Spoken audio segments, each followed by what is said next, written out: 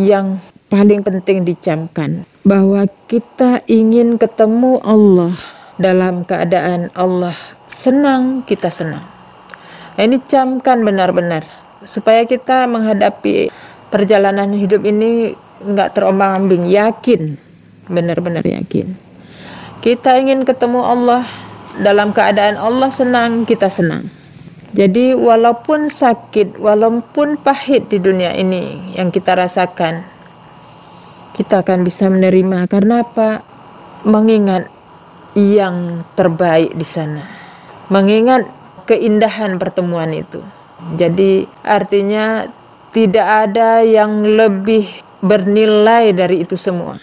Itulah sebenarnya yang terindah, yang terbaik, yang tidak ada bandingannya.